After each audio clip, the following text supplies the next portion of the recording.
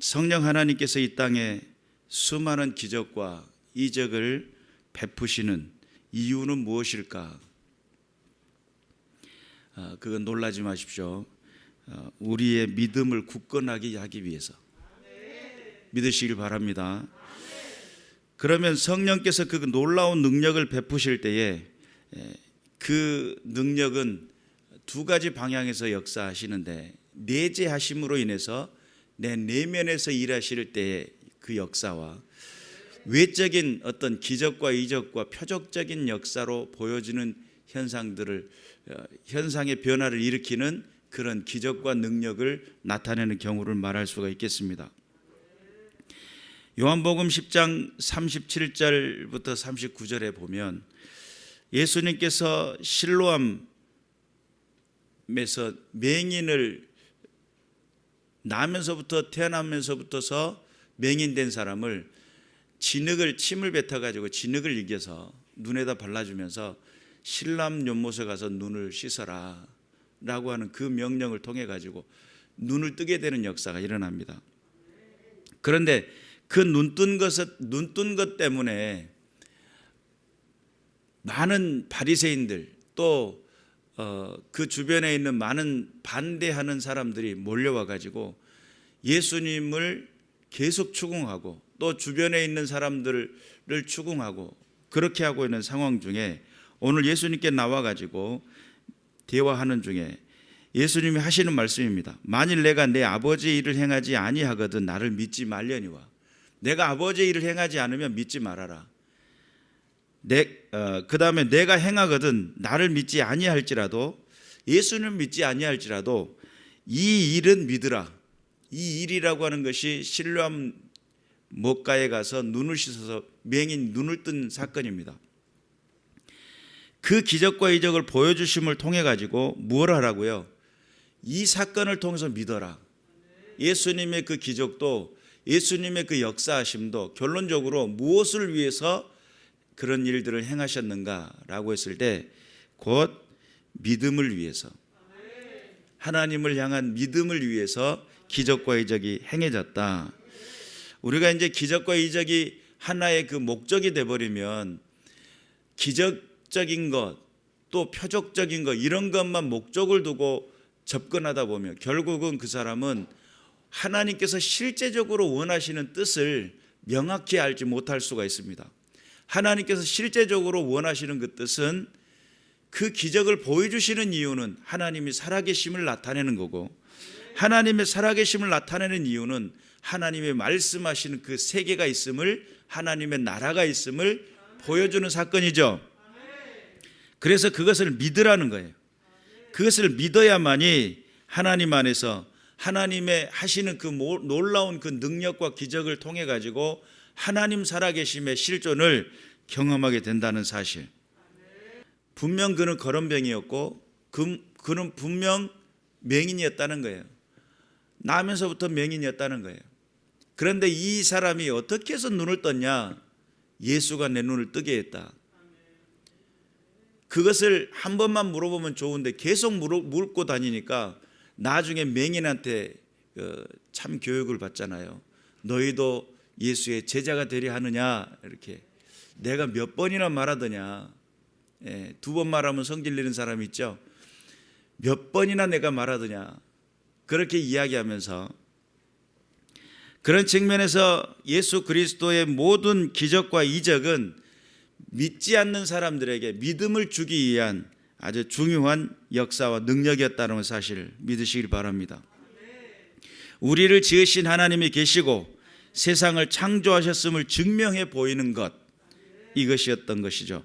하나님께서 우리를 믿지 않으셨다면 도무지 상상도 못할 일을 실행하셨어요. 하나님께서는 우리에게 믿음을 통해서 믿음의 세계, 구원의 세계, 하나님의 나라의 백성으로서 우리 이끌어 가시는 것이 하나님의 방법이신데, 그런데 이걸 뒤집어 놓고 보면 하나님이 우리를 믿으셨다는 거예요. 하나님이 바로 여러분을 믿으셨다는 거예요. 여러분, 근데 우리가 너무 변덕이 심하고 너무 불성실하고 너무 내가 하고 싶은 것에 욕심에 이끌리는 사람들이잖아요. 솔직하게 이야기하면 내가 하고 싶은 것에 더 목적을 두고 인생을 쓰는 인생들이란 말이에요. 그런데 하나님은 우리를 믿으셨어요. 하나님께서 우리를 믿지 않았다고 한다면 이거는 정말 엄청난 일인데, 왜냐하면 목숨을 건 베팅을 하셨기 때문입니다. 예수님이 목숨을 걸었어요. 십자가에서 죽으시면서 뭐라고 그래요? 다 이루었다. 그거는 만약에 내가 예수님 안에서 변화가 되지 않고 예수님의 말씀을 내가 따르지 않는 그런 존재로만 남아버린다고 한다면 예수님의 죽음은 헛된 죽음이 되어버리겠죠. 그런데 예수님의 그 죽으심의 그 당당함은 하나님 나라에 하나님의 그 뜻을 이루시기에 그 당당하심은 무엇이 전제가 되어져야 되냐면 저와 여러분을 믿는 데 전제가 되어집니다. 인간의 연약성, 우리의 그 부족함을 아시면서도 불구하고 하나님 우리에게 전체를 다 베팅을 하셨어요. 모든 것을 우리에게 올인을 하셨어요. 그러면 우리는 한번 생각해 볼 필요가 있습니다. 나는 과연 하나님 앞에 하나님이 기뻐하실 만한 믿음을 가지고 있는가? 하나님께서 원하시는 삶의 자리로 내 인생이 한 걸음 나가고 있는가? 생각해 볼 필요가 있겠죠. 성경에 보니까 우리가 아직 연약할 때에 기약대로 그리스도께서 경건하지 않는 자를 위하여 죽으셨도다. 우리가 아직 죄인 되었을 때에 그리스도께서 우리를 위하여 죽으심으로 하나님께서 우리에 대한 자기의 사랑을 확증하셨느니라. 하나님의 살아계신 그 놀라우신 은혜는 내가 연약할 때, 아직 내가 죄인일 때, 여러분 어느 정도 가능성이 있어야 얘는 가능성이 있구나라고 하는 그런 순간이 올 때 믿음도 생기는 거고 맡기게도 되고 그러잖아요. 그런데 우리 주님은 무엇부터 시작을 했냐면 우리가 아직 죄인인데 가능성마저도 찾아볼 수 없는 상황이고 하늘에는 공중권세가 장악을 하고 있고 악한 영 어둠의 역사가 역사하고 있으며 불순종의 아들들 가운데 역사하는 악한 영 어둠의 권세가 모든 사람들을 조작하고 있고 그들의 삶을 이끌어가고 있는데 그 가운데서 가능성이라고 하는 것은 정말 찾아보기 어렵고 흑암의 땅 사망의 그늘에 앉은 백성들일 뿐이었단 말이에요. 그런데 예수님이 이 땅에 오셔가지고 하늘의 큰 빛을 이 땅에 비추시게 되고 그리고 이 빛을 보고 누구든지 나오면 구원을 받게 되는 참 불가능한 상황 속에 우리 주님은 누구를 믿으셨다고요? 복음을 보고 믿고 따를 백성들을 믿으셨다고요. 분명 불순종하고 또한 자기 고집에 자기의 욕심에 이끌려가는 사람들도 있겠지만 그럼에도 불구하고 하나님이 이 땅에 오시고 십자가에 죽으시는 그 죽으심을 보며 가슴 아파할 줄 아는 사람이 있을 것을 믿으셨다는 거예요. 그리고 주님의 뜻에 순종하고 주님의 말씀 앞에 나오는 믿음의 백성들이 있을 거라는 그 믿음이 얼마나 강하셨던지 죽음마저도 불사하셨다는 거예요. 믿으시기를 주님의 이름으로 축원합니다. 우리가 신앙생활 하다 보면 가끔 그런 이야기를 들을 때가 있어요. 내가 만약에 하나님이었으면 저건 폴세 뒤져버렸네. 이런 이야기 들어보셨어요? 주변에서? 내가 만약에 하나님이었으면 저거 다리 몽생이를 확 분질러 놨을 텐데. 혹시 그런 생각 해보신 적이 있거나 혹시 그런 이야기를 주변에 하는 사람을 옆에서 본 적이 있으신가요? 또는 저 정도 신앙자의 개념이 없구나라고 할 때 정말 혀가 차지고 어떻게 그럴 수가 있냐고 라고 이야기하는 것도 최근에 얼마 전에 제가 들었어요. 여러분 우리가 한번 생각해 볼 필요가 있습니다. 하나님은 우리를 향해서 믿으셨는데 그냥 단순한 믿음이 아니고 인내하심을 가지고 기다리시는 믿음이에요. 우리는 조금만 거스리면 어떻게 하죠? 들었다 놨다를 몇 번씩 하잖아요. 내게 조금만 거스리고 내게 좀 어떤 문제 발생의 요소가 생기기만 하면 먼저 무엇부터 시작을 하죠? 감정적인 부분으로부터 시작을 해요.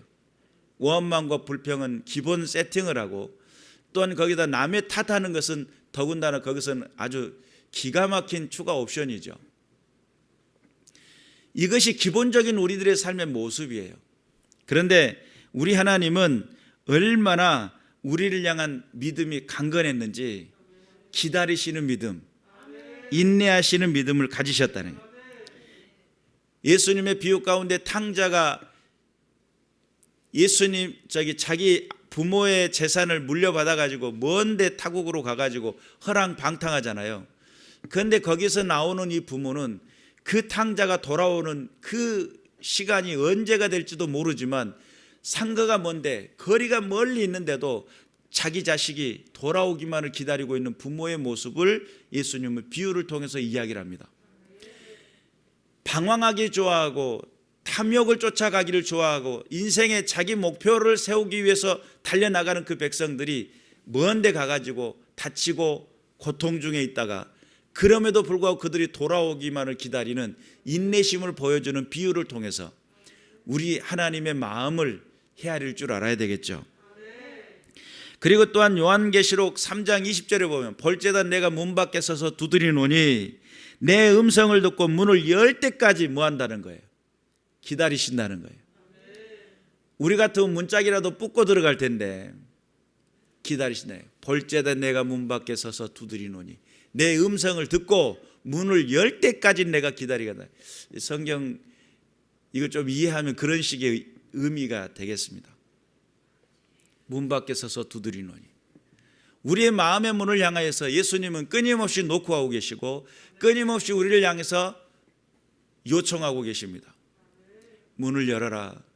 내가 너에게 네가 알지 못한 세상에 줄 수 없는 참된 행복과 참된 평안을 너의 마음속에 내가 부어주겠다. 그는 나로 더불어 먹고 나는 그로 더불어 먹는, 예수 그리스도가 오셔가지고 더불어 함께 교제하는 그 은혜의 삶의 자리로 우리를 초대하기를 원하시는 분이 누구라고요? 우리 예수님이에요. 그래서 우리가 돌아올 때까지 인내하시고 우리가 열어줄 때까지 기다리시고, 불순종의 아들들 가운데 역사하는 양이 역사하고 어그러지고 거스리는 세대에서 믿고 하나님께서 세상에서 당신의 백성을 구원하시는 방식을 믿음을 통해 주셨습니다. 그러니 여러분, 우리가 믿음은 하나님으로부터 성령으로부터 오시는 선물인데 우리에게 성령을 주시고 또 뭘 하라는 거예요? 그것을 믿으라는 거예요. 그래서 믿음을 통해서 하나님이 일하시고 또 믿음을 통해 가지고 하나님 나라가 확장되게 하는 것. 그러니 믿음이라는 것이 정말 완전 무결한 분명한 하나님의 능력임에도 불구하고 거기에 우리의 불안적인 요소가 딱 결합하고 나니까 믿음이 어쩔 때는 호롱불보다 더 약한 거 있죠. 우리가 정말 믿는다라고 하면서도 내 상황과 환경과 조건에 따라서 막 흔들려 버려요. 조그만 바람에도 흔들리고 금방 꺼질 것 같고, 조그마한 시험에도 금방 무너지고. 기본 세팅이 뭐가 돼 있다고요? 원망과 불평이 기본 세팅이 돼 있어요. 추가 옵션으로 더욱더 강력한 옵션으로 남을 탓하는 것이 함께 장착이 돼 있어요. 하나님이 주시는 그 믿음은 완전 무결하고 부족함이 없는 것이지만 우리에게 불안적인 요소적인 내 자신에게 그 믿음이 다가왔을 때 나의 형편, 나의 사정, 내 문제, 나의 욕심, 이런 것들이 함께 결부되면서 이 믿음을 완전하지 못하도록 만들어버린다는 거죠. 성령께서 우리에게 역사하실 때에 나에게 강력한 믿음, 생명의 믿음, 하나님의 나라를 확증케 하고 하나님의 살아계심을 증명케 하는 강력한 놀라운 세계가 있음에도 불구하고 우리들의 그 사정과 형편과 우리들의 그 모습 속에 믿음이 일그러질 수밖에 없는 그런 상황입니다. 우리가 그러면 이 믿음이 완전해지게 하기 위해서 어떻게 해야 될 것인가? 어떻게 해야 하나님께서 원하시는 진정한 믿음의 싹이 나고 믿음의 능력이 되며 믿음의 삶을 살 것인가 라고 하는 것이 우리들이 한번 고민해 보아야 될 중차대한 이야기겠죠. 그런 측면에서 하나님은 그 하나님의 마음을 몰라줄 때, 또는 우리가 하고 있는 그것을 하나님께서 내게 다가오시는 것을 간섭이라고 여길 때, 또 우리의 삶을 주장하면서 내가 달려나가는 그 모습 속에 하나님은 얼마나 손해를 받으셨고, 또 하나님은 얼마나 괴로우셨을까, 하나님은 얼마나 외로우셨을까. 하나님 전에 찾아 나와 하나님과 교제하는 것 하나님이 그토록 원하시는데, 우리는 그 교제와는 상관없이 내 인생에 내가 달릴 길을 향해 달려나가고 있는데 얼마나 외롭고, 얼마나 기다렸으며, 얼마나 인내하고, 얼마나 우리의 삶의 현장 속에 함께하기를 원하시는 그 삶의 모습 속에 하나님은 하루가 천년같이, 천년이 하루같이 기다리고 또 인내하시고 버티시고 견디셨을까.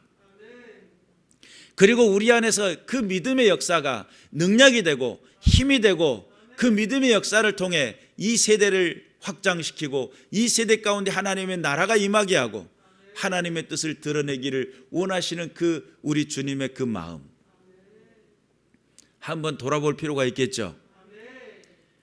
내가 믿음이 없어서 하나님이 욕되게 되어졌다. 내가 하나님 앞에 온전한 믿음이 없어서 하나님의 뜻을 온전히 이룰 수가 없다. 하나님이 기뻐하시는 그 은혜의 자리로, 그 능력의 자리로 우리가 믿음의 결단이 일어나지 않기 때문에 하나님의 역사가 일어날 수가 없다.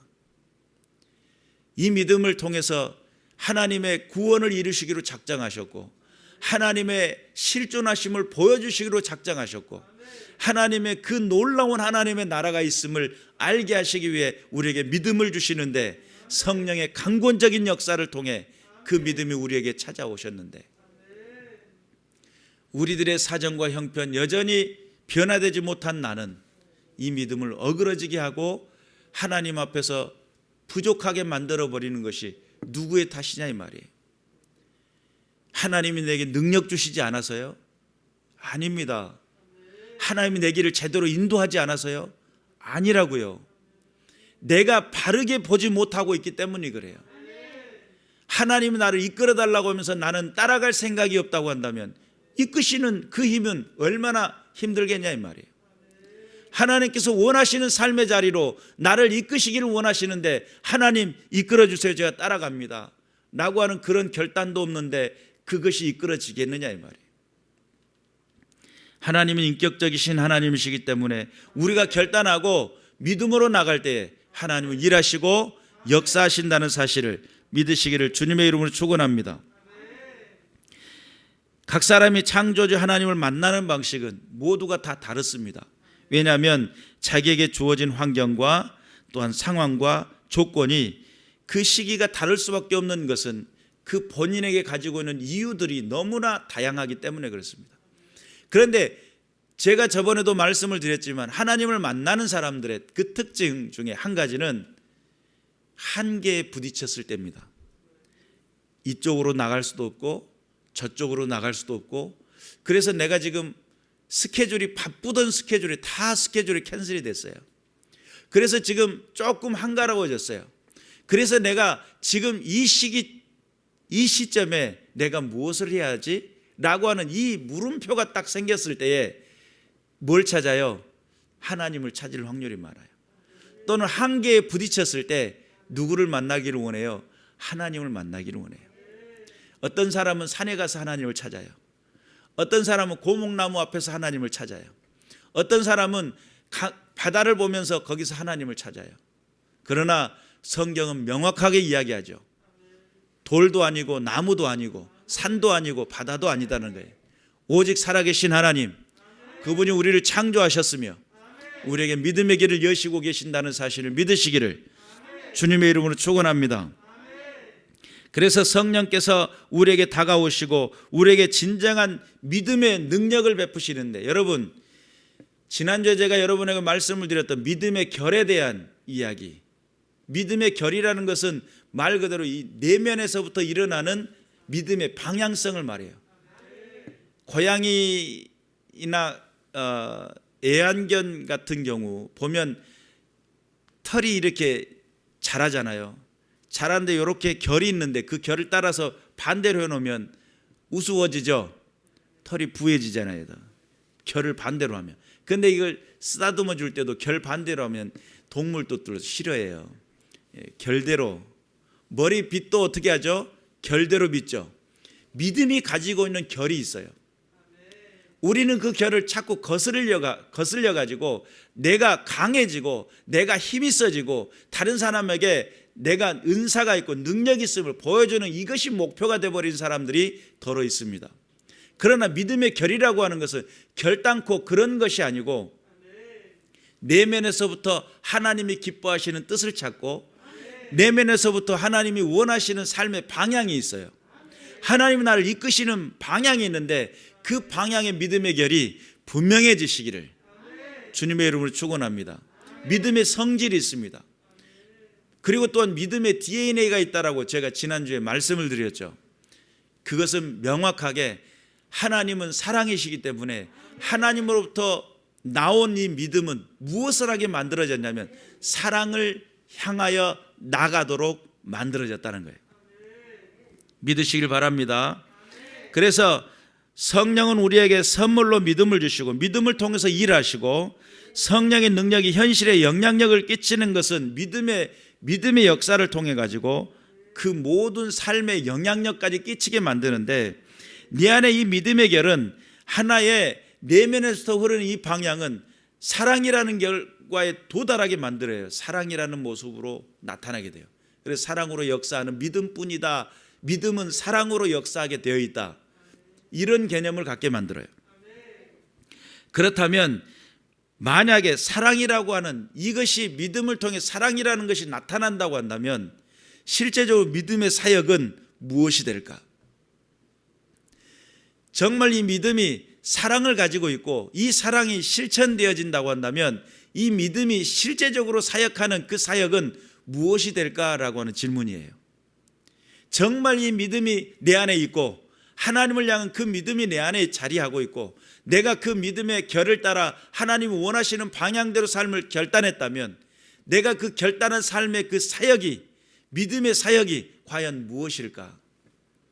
그 믿음의 사역은 화목이라는 단어로 도착하게 됩니다. 여러분 사랑하면 화목하게 되죠. 인꼬 부부 왜 그러죠? 뭐 때문에 인꼬 부부라고 그래요? 사랑하고 다투지 않고 사랑하고 화목하고 있기 때문에 그래요.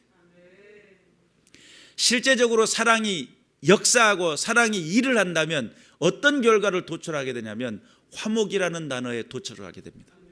사랑하니까 내가 그를 사랑하고 아끼니까 그러면 무엇을 하게 된다고요? 화목하는 것을 꿈꾼다고요. 화평하는 걸 꿈꾼다고요. 그런데 내가 사랑하지 않으면 뭐를 해요? 분쟁하겠죠. 이간하겠죠. 그 사람의 마음을 무너뜨리겠죠.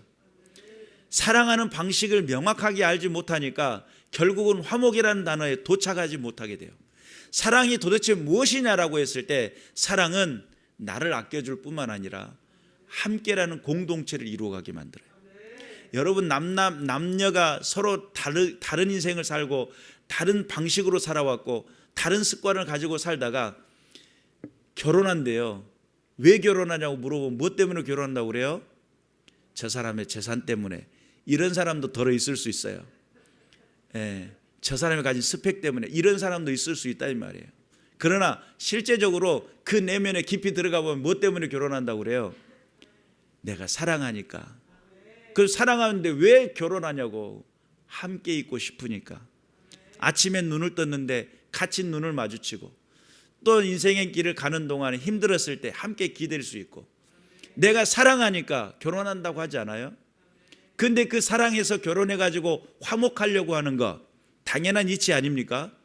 자, 우리 사랑하고 결혼했으니까 한번 1라운드 땡 해가지고 막 죽도록 싸워요. 그러기 위해서 결혼한 거냐 이 말이에요. 그게 아니잖아요. 사랑하면 화목하는 것을 꿈꿨고 사랑하면 화평하는 것을 꿈꾸고 사랑하니까 내 것을 나눠주려고 하는 거예요. 계산적이고 나만을 생각한다면 결국 화목을 깨치는 모습이 돼요.